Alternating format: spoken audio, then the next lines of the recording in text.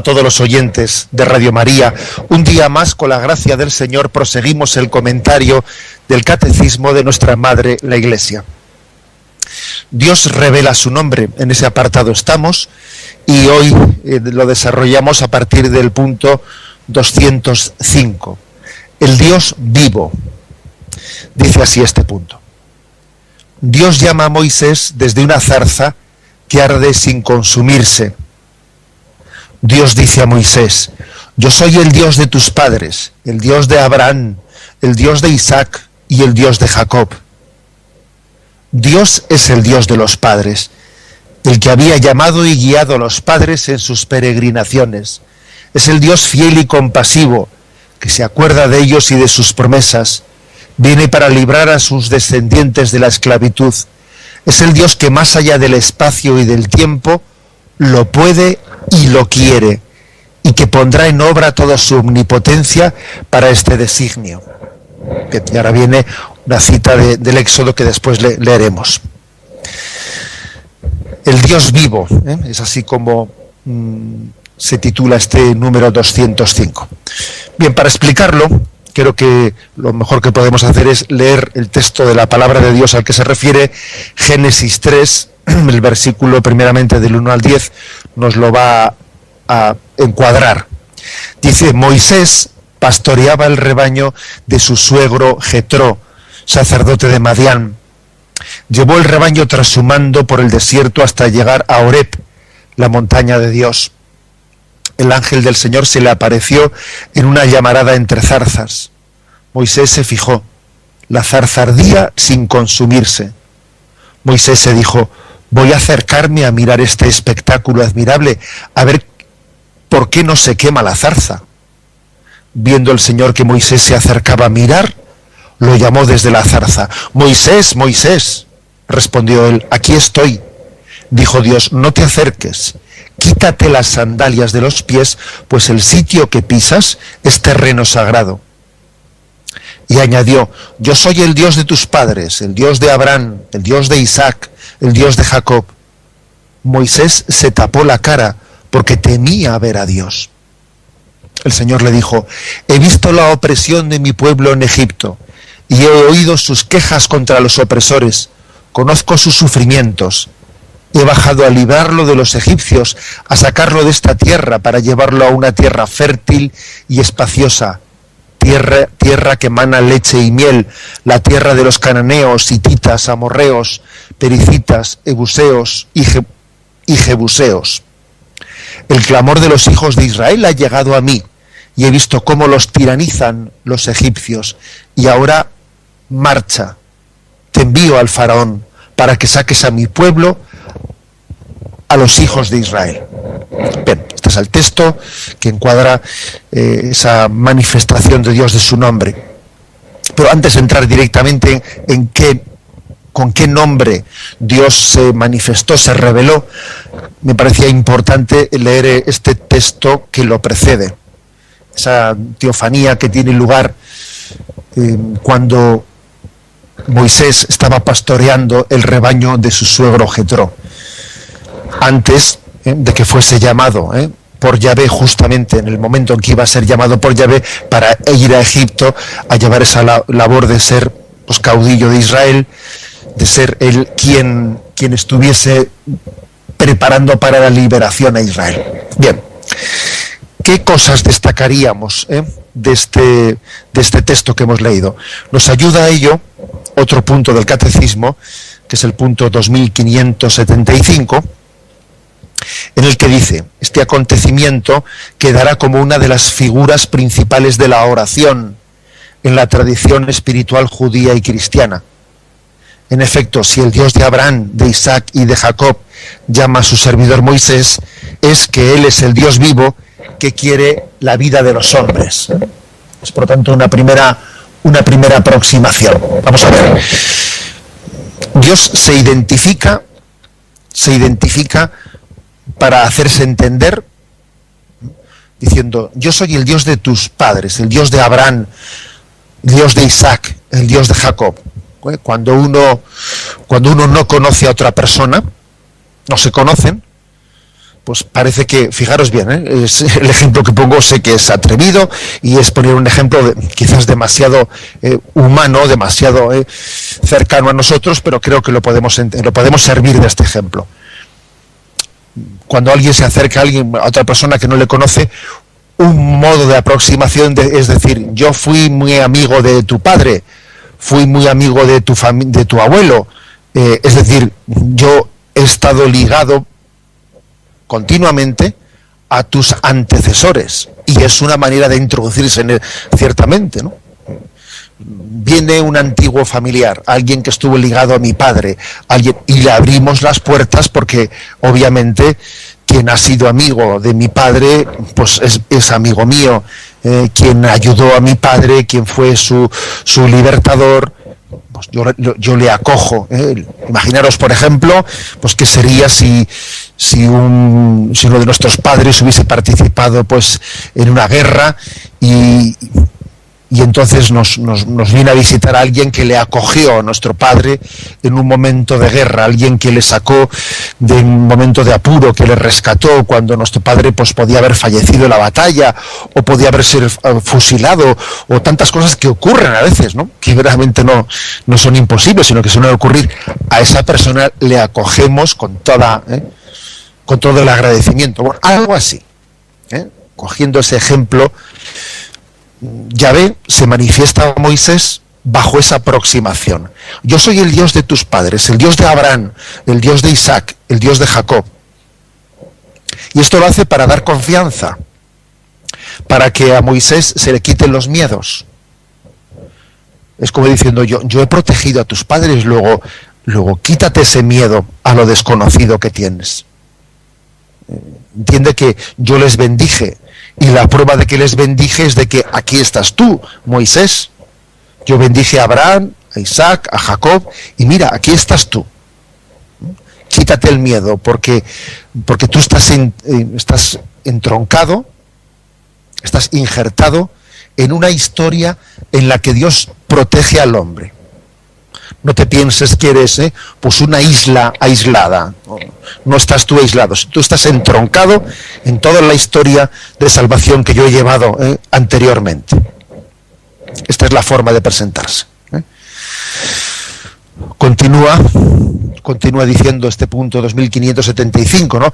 El que se revela para salvarlos, pero no lo hace solo, ni contra la voluntad de los hombres, llama a Moisés para enviarlo, para asociarlo a su compasión, a su obra de salvación. Es decir, que cuando Dios se revela, no es para hacer un espectáculo, decir, venga, tú siéntate que vas a ver cine, te voy a poner una película. No, o sea, la revelación de Dios no es saciar nuestra curiosidad, ¿no? Como quien ve los toros desde fuera de la barrera, o quien se sienta pues para ver una película. Obviamente no es así.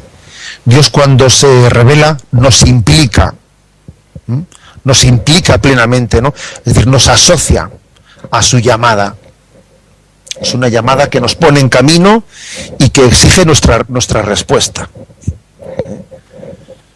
Es verdad que el texto dice, hombre, Moisés se quedó impresionado de ver esa escena de la zarza que ardía, pero no se consumía, y dijo, voy a acercarme para ver esto.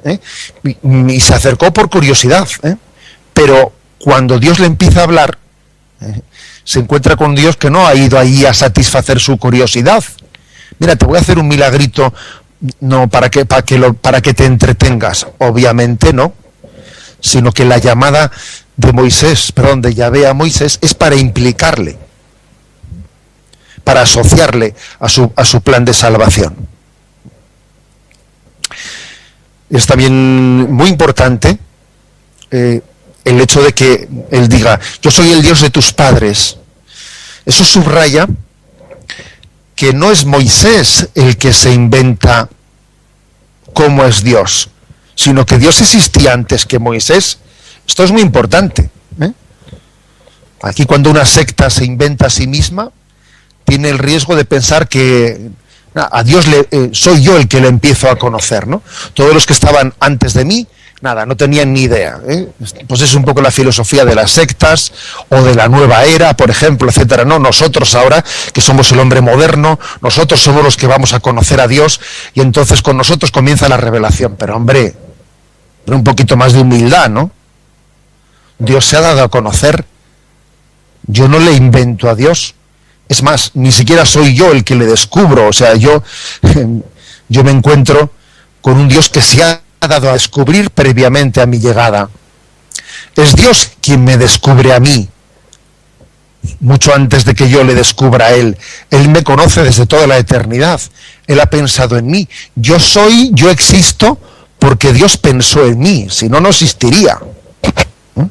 Es por lo tanto una referencia, una manera de presentarse, una carta de presentación, que en la que cuando Dios le dice a Moisés, yo soy el Dios de Abraham, de tus padres, de tus antecesores, es como decir, oye, que antes de que tú existieses, yo ya pensaba en ti. Bueno, esto es una forma de subrayarlo.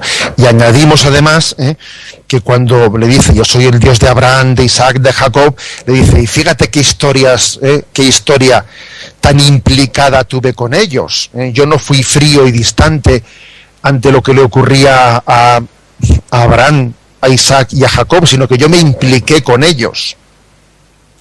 Yo fui su libertador. Yo me comprometí con su historia. Yo tuve una auténtica pasión por ellos. No fui frío y distante, fui libertador. No tengamos miedo a la palabra, a la expresión de Dios libertador, o Jesús libertador, que a veces igual un poco por influjo, ¿no?, del riesgo de la teología de la liberación, pues que pudo ser formulada en unos términos de disenso frente al magisterio de la Iglesia o de complicidad con el marxismo, etcétera, ¿no? Y tuvo que recibir la corrección, por la corrección del magisterio de la Iglesia. A veces eso ha conllevado que le tengamos un poco miedo a la palabra liberación. No le tengamos miedo a esa palabra, porque es uno de los términos en los que Dios se revela. Yo soy tu libertador, que he venido a liberarte de la esclavitud. O sea, es decir, que Dios, en la medida que se ha revelado, no se ha revelado de una manera teórica, sino que su revelación ha sido en la práctica, en la práctica. Igual que dice San Ignacio de Loyola que el amor se expresa más en las obras que en las palabras. Bueno, pues algo así.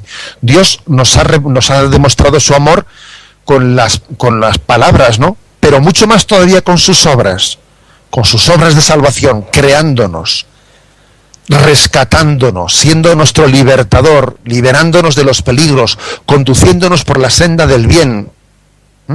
La revelación de Dios es la máxima prueba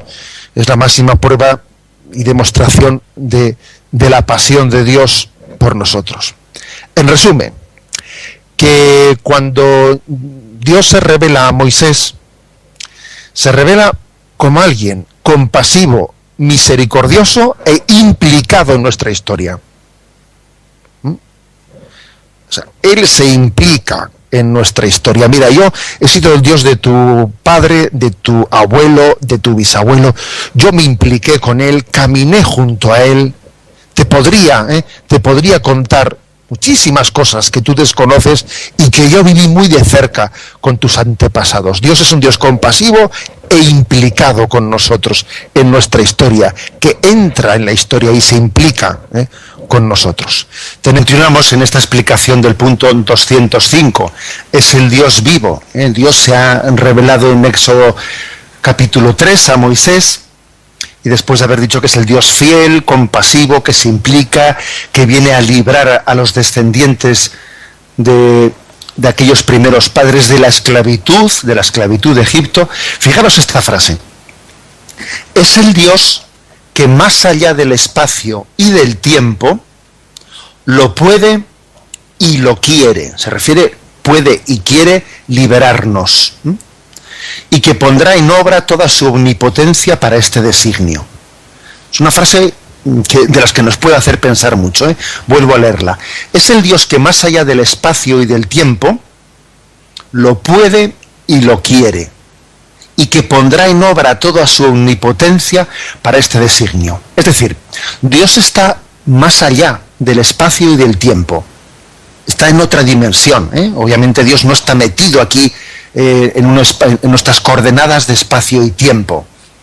Claro, de lo contrario podíamos verle, ¿eh? Pero Dios es invisible. Está en su eternidad, lo cual no le hace lejano. Porque claro, para nosotros decir que Dios está fuera del espacio y del tiempo es casi meterlo en la cápsula a la luna. Perdonadme por la broma, pero es así. Nosotros pensamos que, claro, que estar aquí, estar cercano, es estar en el espacio y del tiempo. No, no. Dios es más íntimo a nosotros que nuestra propia intimidad. Está cerquísima de ti. En Él habitamos, en Él vivimos, nos movemos y existimos, y al mismo tiempo Él está fuera del espacio y del tiempo. Luego, no tengamos nunca, cuando hablemos de Dios y cuando vivimos que Él vive en la eternidad y vive fuera de la coordenada del espacio y del tiempo que tenemos nosotros, ¿no? O sea, no identifiquemos eso con estar en la estratosfera, que no. Como aquel famoso, sabéis que el primer astronauta ruso, ¿no? que fue no un americano, sino fue un ruso, el primero que salió al espacio. Bueno, pues entonces sabéis que el gobierno soviético era oficialmente ateo, y aquel astronauta, como fiel, ¿no?, hijo del sistema soviético, volvió haciendo propaganda atea, ¿no?, y volvió diciendo: he estado en el espacio y no he visto el cielo, No he visto el cielo. Por esto se pensaba que iba a haber allí una puerta en medio de dos nubes, y una puerta con un portero que igual tenía unas llaves y se llamaba San Pedro, y tenía un letrerito que ponía cielo, pasar por aquí de 8 a 9, ¿no? O sea, era una imagen ridícula la que tenía ese, por muy astronauta que fuese, pues una imagen ridícula del cielo. Dios está fuera del espacio y del tiempo, pero eso no quiere decir que está en la estratosfera. Está tan cercano como ese Jesucristo resucitado, que estando los discípulos reunidos y con las puertas cerradas, de repente se aparecía, ¿no?, de una manera milagrosa, se aparecía en medio de ellos y les decía: aquí estoy. También estaba antes de que apareciese, pero ahora se hace visible, ¿no? Bueno, o sea que Dios no es visible a nuestros sentidos, pero está implicado en nuestra historia. Trasciende nuestra historia, pero está encarnado en ella. Y dice esta frase que he querido subrayar, dice que Dios puede y quiere liberarnos, y quiere implicarse, ¿no?, en nuestra historia. Puede y quiere. Porque es que si no pudiese, entonces diríamos: es que no es Dios. Si Dios lo puede todo, y claro, como Dios está más allá del espacio y del tiempo, es que claro, Dios no puede intervenir. Dios sí puede intervenir, porque Él es el creador del espacio y del tiempo, y Dios en su omnipotencia tiene la posibilidad y la capacidad de intervenir entre nosotros, y de hecho lo hace. Y lo hace no solo, que también, pero no solo a través de hechos milagrosos en los que interviene a veces Dios en las leyes naturales, y puede intervenir pues haciendo una sanación de un enfermo o haciendo un milagro determinado. Dios a veces ha intervenido pues en la historia de forma milagrosa también, incluso interviniendo en las leyes físicas. Bien, pero eso siempre es excepcional. Y cuando lo hace, además lo hace pues no por hacer una exhibición, sino por sacudir nuestra incredulidad. Pero más allá que eso siempre son excepciones, Dios interviene en la historia no a través, no modificando las leyes físicas, sino lo hace conduciendo el hilo de la historia humana hacia una historia de salvación, haciendo que en medio de los avatares pues esté aconteciendo la historia de salvación del hombre. Y eso Dios lo puede hacer porque es todopoderoso, y lo quiere hacer porque nos ama. Lo puede porque es Dios, y lo quiere porque es Dios bondadoso. Entonces esa creencia que ha tenido el pueblo fiel, el pueblo creyente, de que Dios no abandona a sus hijos, que camina junto a nosotros aunque no le veamos, que nos lleva en sus manos y que Él va conduciendo el hilo de la historia, un hilo de la historia que a veces lo vemos muy enmarañado, como cuando nos dan un nudo para desatar y dice uno, pero este nudo no hay quien lo desate, esto es un lío, hombre, no, ni con lupa, y nos dan un nudo y uno dice, bueno, necesitaría yo aquí un montón de tiempo para desatarlo. Lo que a nosotros nos parece un nudo liadísimo, Dios es capaz de hacer de ese nudo una línea recta que nos conduce hacia la salvación. Dios dirige el hilo de la historia. Aunque pueda parecer lo contrario, a Dios no se le ha escapado de la mano la historia. Él la conduce. Bien, pues en ese sentido es en el que esta frase del catecismo ha podido decir, bueno, Él más allá del espacio puede y quiere llevar adelante su designio de salvación y de liberación para nosotros. Bien, y ahora viene, después de esa introducción, de ese prólogo en el que Moisés es invitado a descalzarse porque ve que ahí hay algo prodigioso, una zarza que arde sin consumirse, y entonces tiene lugar un diálogo, que lo tenemos en Éxodo 3, versículos del 13 al 15, y aquí lo transcribe literalmente el catecismo, dice, Moisés dijo a Dios, primeramente le había dicho, Moisés replicó a Dios, ¿quién soy yo para acudir al faraón? O sea, le había pedido que acudiese al faraón. ¿Quién soy yo para acudir al faraón? ¿O para sacar a los hijos de Israel de Egipto? Respondió Dios, yo estoy contigo, y esta es la señal de que yo te envío. Cuando saques al pueblo de Egipto, daréis culto a Dios en esta montaña. Moisés dijo a Dios, si voy a los hijos de Israel y les digo, el Dios de vuestros padres me ha enviado a vosotros, cuando me pregunten cuál es su nombre, ¿qué les responderé? Dijo Dios a Moisés, yo soy el que soy. Y añadió, así dirás a los hijos de Israel, yo soy, me ha enviado a vosotros. Este es mi nombre para siempre. Por él será invocado de generación en generación. Bueno, es como si Moisés le hubiese dicho a Yahvé, bueno, pero dime algo más, porque claro, tú me dices que eres el Dios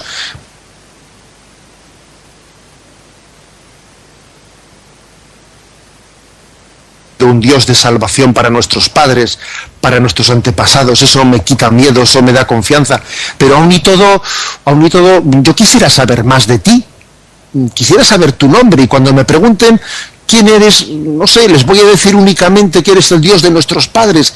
Dime algo, me gustaría conocerte de una manera directa, no únicamente de una manera indirecta a través de mis padres. Dime algo personalmente de ti, ¿no?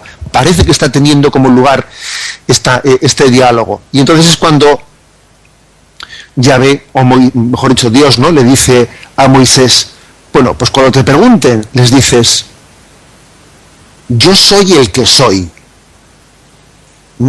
Y así les dirás, yo soy, me ha enviado a vosotros. Claro, parece una respuesta que tenemos que reconocer que suena un poco a, no sé, por una parte podía sonar a escaparse, ¿no?, a escaquearse, como se dice. ¿Cómo te llamas? Y le dice, yo soy el que soy. Y dice, bueno, pero esa respuesta no se está escapando, como no es una especie de respuesta a la gallega, como se dice, con perdón de todos los oyentes gallegos, que uno le pregunta qué tal le van las cosas y el otro le responde por el tiempo. O no sé, ¿no suena un poco como jugar a un jeroglífico? Jugar a un ocultismo. Yo soy el que soy, como si fuese un acertijo, ¿no? A ver, un acertijo, ¿qué significa eso de yo soy el que soy? O incluso no podía sonar un poco a una arrogancia. Oye, yo soy el que soy, O sea, es decir, ¿cómo interpretamos esa respuesta de Dios? Porque quizás en nuestra ignorancia podríamos interpretarlo así, como que alguien se escapa y no responde, o como que es una especie de jeroglífico, ¿no? Un acertijo, o incluso una respuesta arrogante. ¿Qué significa esa respuesta tan misteriosa, pero que obviamente en la Sagrada Escritura tiene mucha importancia, ¿no? Es el momento en el que en aquel monte Yahvé descubre su nombre. Bien, vamos a continuar en esta explicación. En el punto 206 se dice lo siguiente: al revelar su nombre misterioso de Yahvé, y aquí se pone con mayúsculas, ¿no? YHWH, en hebreo no se escriben las vocales sino las consonantes, y luego digamos se va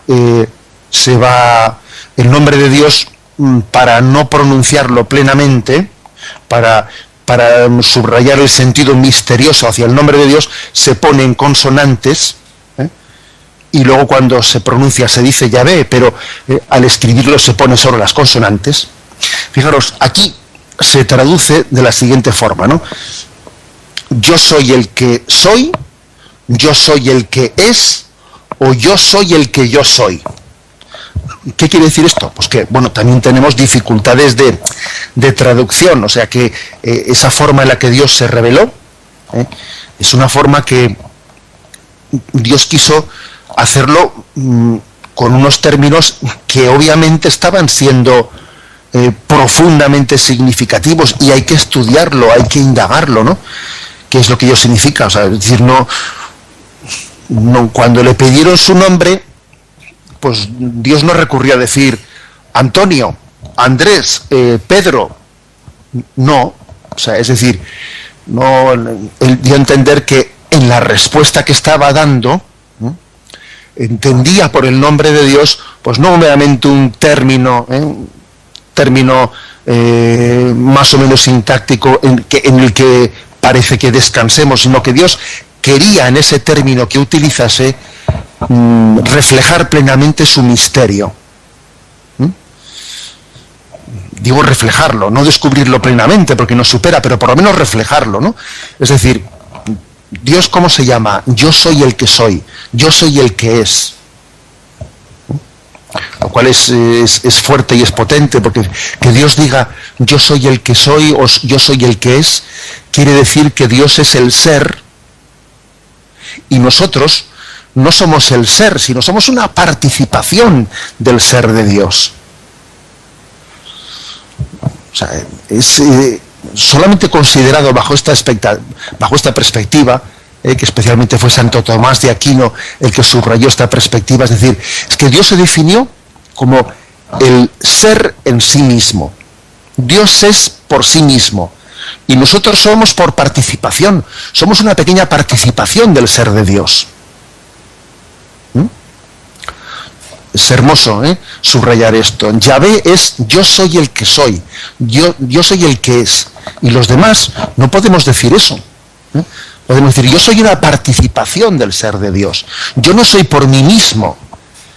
Si Dios dejase de sostenerme en este momento, volvería a la nada. El ser de la criatura, el ser de la creación, está siendo sostenido por el ser de Dios. Fijaros, ¿no?, qué significado tan profundo puede llegar a tener, ¿no?, este término de Yahvé, yo soy el que es, yo soy el que soy. Tenemos un momento de reflexión y continuaremos enseguida. Escuchan el programa Catecismo de la Iglesia Católica con Monseñor José Ignacio Munilla. Continuamos con este punto 206. Después de haber dicho que ese término Yahvé puede ser traducido como yo soy el que es, yo soy el que soy, yo soy el que yo soy, dice, ¿no? Dios dice quién es y con qué nombre se le debe llamar. Este nombre divino es misterioso como Dios es misterioso. Bueno, el término misterioso, bueno, no quiere decir que es una especie de juego del escondite. Dios no está jugando al escondite con nosotros, ni a los acertijos. El término misterioso quiere decir que, claro, que Dios, dado la infinitud de Dios, Dios no puede ser poseído por el hombre, ¿no? Y que en la misma medida que Dios se acerca a nosotros, sí, se acerca, pero nos supera. O sea, Dios se acerca, pero no puede ser poseído por el hombre. Y a eso se refiere el término misterio, ¿eh? Nosotros a un nivel popular, pues solemos decir, esto es un misterio. Es decir, esto no hay quien lo entienda. Eso es básicamente lo que a nivel popular significa la palabra misterio. Bien, utilizada teológicamente no es así. No es así. Utilizada teológicamente, esto es un misterio. Es decir, Dios se acerca a ti, se te quiere dar a conocer, se te revela, pero al mismo tiempo te supera. Bueno, pues ese es en el sentido en que se dice, este nombre es un misterio, ¿eh? Es un misterio de amor que se te acerca, se te revela, pero al mismo tiempo te supera. Y continúa diciendo, es a la vez un nombre revelado y es a la vez como la resistencia a tomar un nombre propio. Sí, es decir, que Dios no ha querido revelarse pues bajo lo que he dicho ya antes, ¿no? Bajo el acostumbrado nombre propio de decir Pedro, Andrés, Antonio, no. Sí, en el caso de Jesús, que en el caso de Jesús, precisamente porque Jesús es el Dios, pero el Dios encarnado, el Dios hecho hombre entre nosotros, el Dios encarnado sí ha querido tomar ese nombre propio en el sentido, sí, tomó el nombre de Jesús, le pondrás por nombre Jesús. Pero es que el caso de Jesús, estamos hablando no solo de Dios, sino de Dios, Dios encarnado, Dios hecho hombre. Y como hombre que es, él también adquiere, obviamente, ¿no? Pues adquiere la forma humana de ser designado. Jesús asumió todas las costumbres humanas, menos el pecado, y entre toda la costumbre humana asumida por Jesús, también está la de tener un nombre, Jesús, que significa Salvador. Pero aquí estamos hablando de Dios, no de la segunda persona de la Santísima Trinidad, sino de Dios en sí mismo, y por eso Dios, de alguna manera, tiene una resistencia a tomar un nombre propio. Y dice, yo soy Yahvé, es decir, yo soy el que soy. Yo soy el que es, el que da nombre a todo. No soy un nombre concreto, sino que el que da el ser a todo lo que tiene nombre. De alguna manera eso es lo que viene a significar ese término de Yahvé, el que da consistencia a todo lo que existe. Por eso dice, es como Dios quiere revelarse, pero al mismo tiempo también tiene como una resistencia a tomar un nombre propio, ¿no? Y por eso expresa mejor a Dios como lo que Él es. Yo soy el que soy. Infinitamente por encima de lo que podemos comprender o decir, es el Dios escondido. Su nombre es inefable y es el Dios que se acerca a los hombres. O sea, digamos las tres cosas, que Dios está escondido a la capacidad del hombre de conocerlo, que es inefable, en el sentido de que es imposible que sea designado por una palabra humana, pero que al mismo tiempo Él no por ello queda distante, sino que se acerca y se revela. Y lo hizo utilizando pues ese término que es un nombre, pero que al mismo tiempo no es un nombre, que es más que un nombre. Decir, yo soy el que es, hombre, es un nombre un poco peculiar, ¿no? Es más que un nombre, es revelarse, pero al mismo tiempo darnos a entender que su ser trasciende nuestros conceptos, que tienden a limitar la infinitud de Dios. Bueno, este subrayado creo que nos tiene que ayudar mucho a entenderlo. Fijaros, por ejemplo, cómo en el pasaje de Jacob, en ese pasaje de Génesis, el episodio de Jacob, en el que él está toda la noche luchando, sin ser consciente de que estaba luchando contra Yahvé, contra el ángel de Yahvé. Es un texto bíblico, os invito a leerlo, en el capítulo 32 del Génesis, a partir del versículo 23. Pues es un texto que también al final se puede perfectamente aplicar a lo que es la oración. Es como la lucha del hombre por intentar hablar con Dios, por intentar purificarse, vencer sus dificultades para poder hablar con Dios. Es la noche de la oración que exige tenacidad, perseverancia para hablar con Dios. Él no sabe que está como luchando con Dios, ¿no? Pero la oración requiere lucha, cercanía, confianza, pero el hecho de que se utilice el símbolo de la lucha para la oración es también significado de que es que hace falta tenacidad, perseverancia, ¿no? Deseo de que Dios se le descubra, de que nos revele su amor, ¿no? Y aunque Dios, fijaros, ¿no? Aunque Dios en aquel momento le está comunicando la intimidad a Jacob, que lucha con él, Jacob le dice: ¿cuál es tu nombre? Dime cuál es tu nombre. Y le dice: ¿por qué me preguntas cuál es mi nombre? Mi nombre es misterioso. Es decir, no había llegado todavía el momento, ¿no?, de revelar el nombre de Dios en aquel episodio del capítulo 32 del Génesis, en el que Jacob pasaba la noche ahí luchando con Dios, uniéndose a él también al mismo tiempo. Pero cuando le pregunta: dime tu nombre, no ha llegado el momento. ¿Por qué me preguntas cuál es mi nombre? Yo te conozco a ti, Jacob, te conozco, y he comenzado a darme a conocer a ti, y todavía continuará este camino de revelación. Tienes que purificarte todavía más hasta conocer más íntimamente a Dios. El hecho de que Yahvé tardase en revelar este nombre de Yahvé, de yo soy el que es, ¿no? ¿Por qué tarda Dios en revelar su nombre? ¿Por qué no lo revela así, lo descubre inmediatamente desde el principio? Porque hay una pedagogía de preparación para acogerlo. Porque las cosas grandes tienen que ser preparadas con la conciencia de que lo que se nos va a decir es algo que nos supera, pero que lo necesitamos al mismo tiempo. Que tengamos hambre y sed de acoger el nombre de Dios, es decir, de tener amistad con Él, porque eso en el fondo es lo que significa conocer el nombre de Dios, tener amistad con Él. Por eso, llegado el momento, con Moisés, en aquella revelación, se le descubre el nombre, pero antes no se había hecho. No se había hecho. Y eso también significa que el hombre tiene que purificarse para poder conocer a Dios. Que conocer a Dios no es un acto de saciar una curiosidad intelectual, no, supone toda una purificación interior. Tienes que desprenderte de tu egocentrismo para poder conocer a Dios.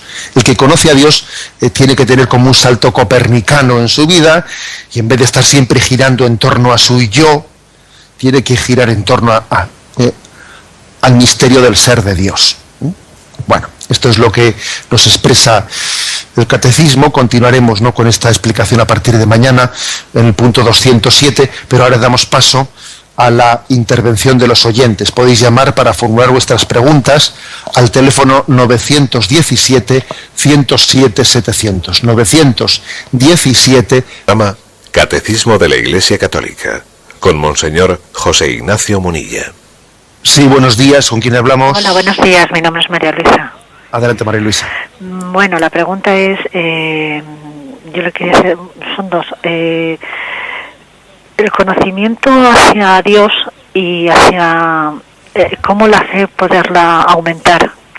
¿Qué hacer? Yo hago mucha purificación, hago mucha meditación, soy creyente y yo he tenido encuentros me han dado señales de que realmente hay algo que espiritual y algo superior. Pero ¿cómo hacerlo más fuerte, ser más fuerte en la fe? Bien, de acuerdo. Vamos a ver, yo le respondo, aunque obviamente pues también igual requeriría pues, un conocimiento más personal, etcétera, de cuál es el itinerario que uno ha llevado, etcétera.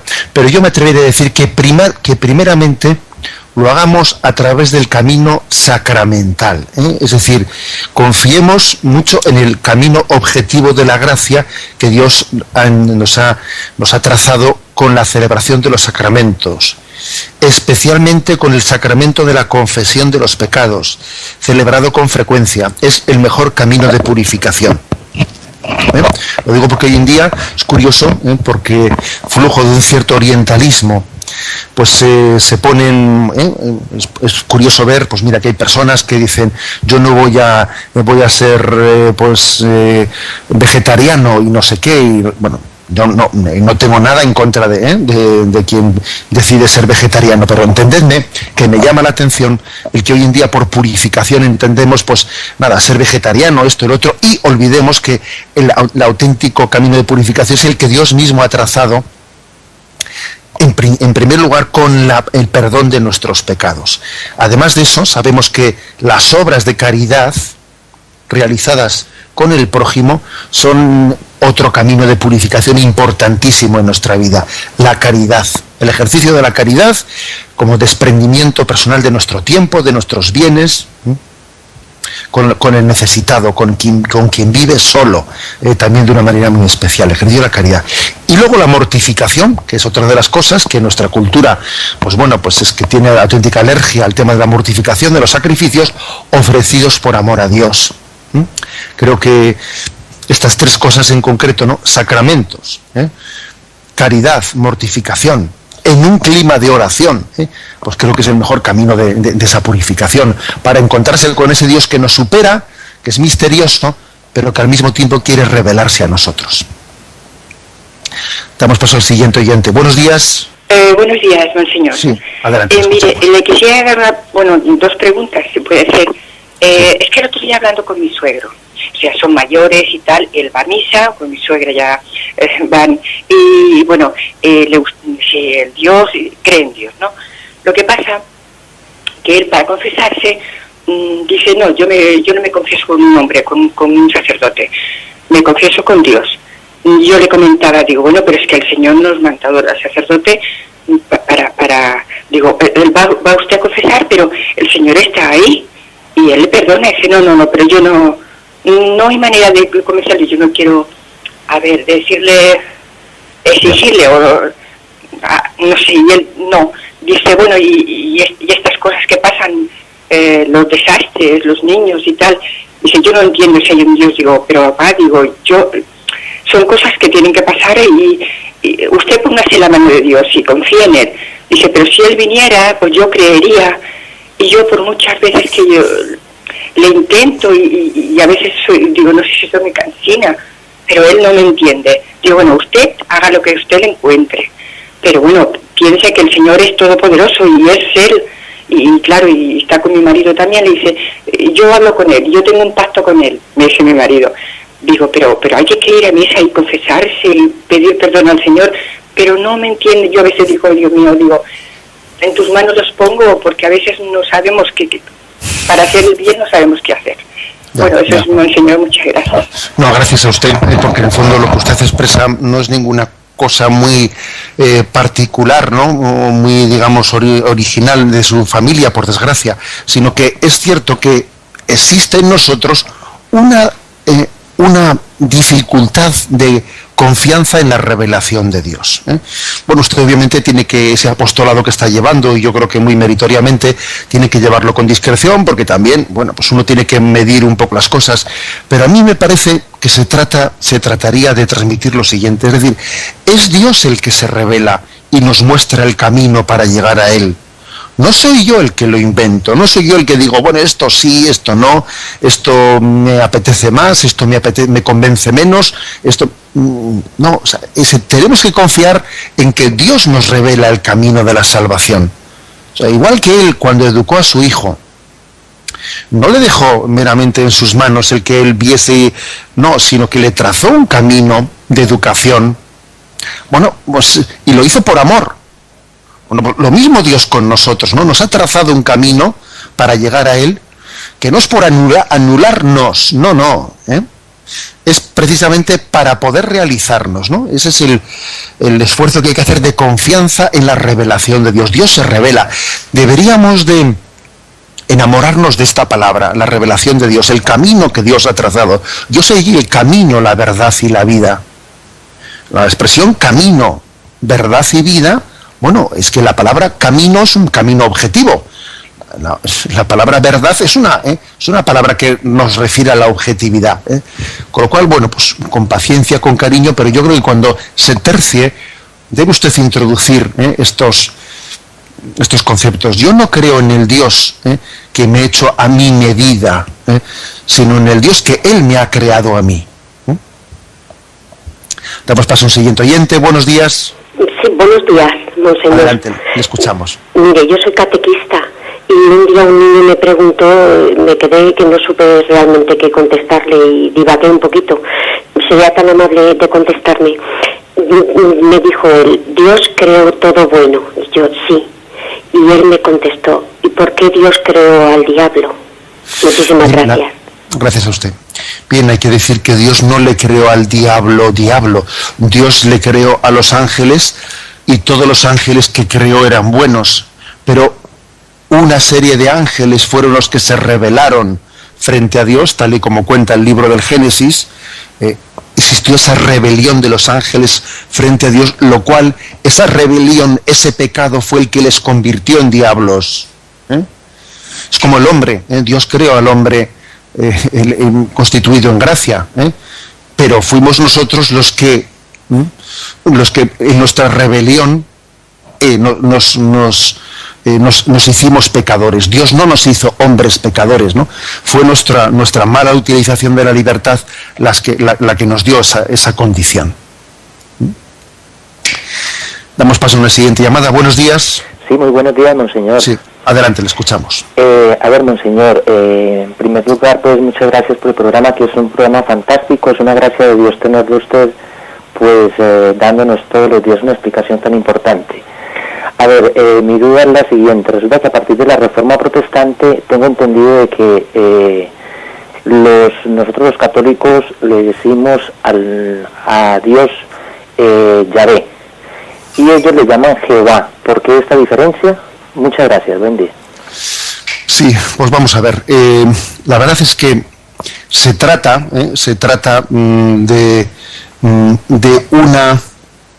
un problema más bien, digamos, de exégesis, de cómo se pronuncian o se intercalan las vocales. ¿Por qué existe esa dificultad? Que obviamente no es una cuestión sustancial. Pues porque en la Biblia únicamente vienen las consonantes y no vienen las vocales.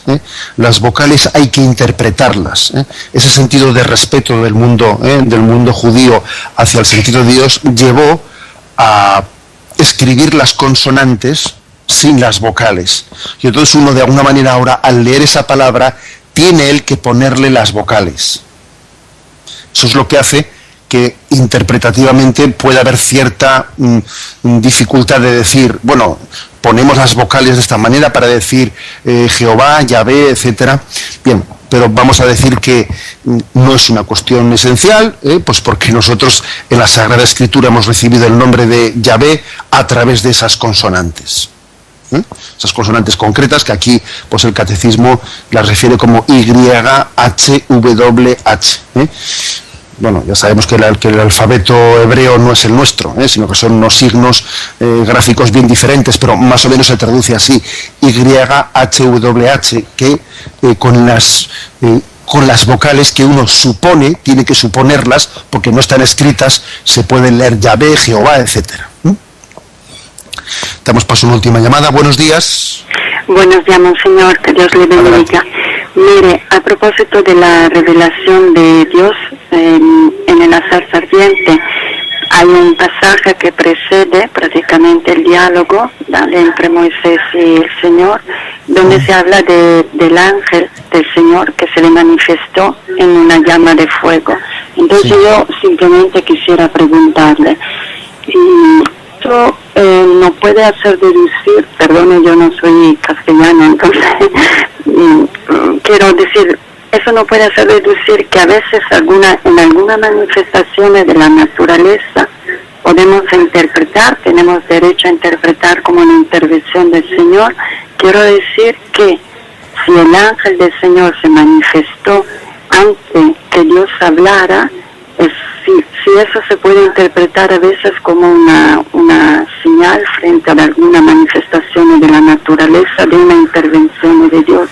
No sé si estoy bastante clara.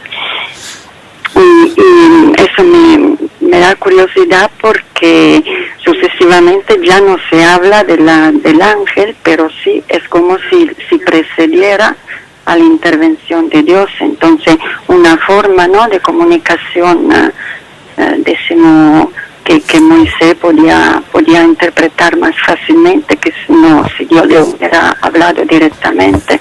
Eso era mi duda. Por favor, si me la puede aclarar. Muchas gracias. Gracias a usted, y no se preocupe que hable usted un castellano muy, muy bueno. Ya quisiéramos nosotros hablar su idioma como usted el nuestro, ¿eh? Bien, es verdad que en el versículo segundo, Éxodo capítulo 3, versículo segundo, dice: el ángel del Señor se le apareció en una llamarada entre las zarzas. Vamos a ver, conviene, es prudente, es apropiado que las manifestaciones que tiene la naturaleza, detrás de ellas esté interpretando pues la presencia de ordinario, digamos, ¿no? De ordinario, la presencia de un hecho sobrenatural, por ejemplo, de un ángel, etcétera, que es el que lleva adelante ese acontecimiento natural. Yo creo que la respuesta es que no, que no debe de ser esa la forma ordinaria en la que nosotros interpretemos los acontecimientos naturales. A veces cuando en televisión, por ejemplo, nos ponen algunos reportajes de la naturaleza que suelen ser impresionantes, ¿no?, que suele ser, yo creo que es el programa televisivo más decente de todos que se pueden ver, ¿no? Bueno, pues uno, al ver las maravillas de Dios, podría tender a pensar, bueno, aquí está teniendo lugar una especie de acontecimiento sobrenatural, la intervención de un ángel de Dios. No, yo creo que no hay que interpretarlo así, ¿eh? De ordinario, Dios se manifiesta en la naturaleza, pero se manifiesta sosteniendo las leyes naturales que Él mismo creó en la naturaleza. O sea, este caso que hemos leído aquí de Éxodo 3 precisamente es un caso milagroso, porque obviamente una zarza que arde se tiene que consumir. Lo milagroso es que esa zarza no se consuma, y por eso también en la tradición de la Iglesia este milagro ha sido tomado como arquetipo o como tipo de otro tipo de milagros. Por ejemplo, el hecho de que la Virgen conciba sin perder su virginidad y dé a luz, otro tipo de milagros, ¿no? Con lo cual yo diría que hay que distinguir entre cuál es la forma ordinaria en la que Dios se manifiesta en la naturaleza, que es a través de las propias leyes naturales que Él creó, de lo que extraordinariamente puede hacer a través de algún milagro. Tenemos el tiempo cumplido. Me despido con la bendición de Dios Todopoderoso, Padre, Hijo y Espíritu Santo. Alabado